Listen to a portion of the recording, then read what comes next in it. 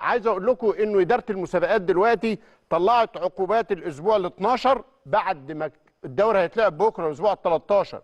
مباراه الزمالك والاسماعيلي اللي فاتت تقرر في ضوئها ايقاف ناصر ماهر عبد الحميد لاعب الزمالك لمده 3 مباريات، توقيع غرامه ماليه عليه قيمتها 50,000 جنيه بسبب الاعتداء على لاعب من فريق الخصم بدون كره، وتوقيع غرامه ماليه على فريق الاسماعيلي قيمتها 5000 جنيه وتوجيه لفت نظر، وذلك بسبب عدم تنفيذ تعليمات الحكم او التذمر او الاعتراض على القرارات.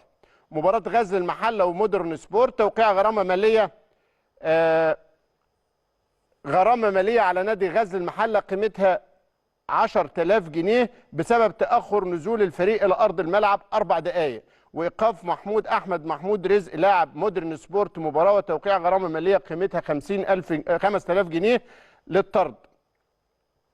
توقيع غرامه ماليه على نادي مودرن سبورت 10,000 جنيه بسبب تاخر نزول الفريق لارض الملعب. مباراه سيراميكا كيلوباترا وفاركو ايقاف عبد الله مجدي عبد العظيم لاعب فريق سيراميكا مباراه واحده وغرامه ايضا 5000 جنيه، وايقاف عماد محمود الحسيني لاعب فاركو مباراه واحده. مباراه سموحه وبيراميدز اللي شهدت احداث تقرر ايقاف صلاح محمد امين مباراه واحده وتوقيع غرامه عليه قيمتها 10,000 جنيه بسبب الطرد.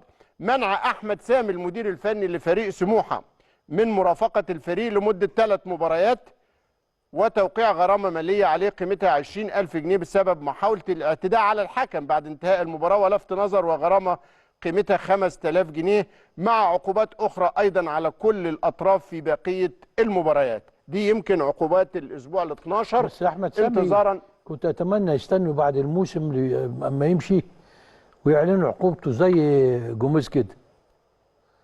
يعني ليه يعني يعني هي الغريب جدا انه المفروض مستنيين بالعقوبات الليله دي والماتشات بكره. يعني كان دايما في اليوم الثاني لمباريات الجوله بتعلن العقوبات، فضلوا مستنيين اعلنوها النهارده والماتشات بتاعه الجوله ال 13 بكره ان شاء الله.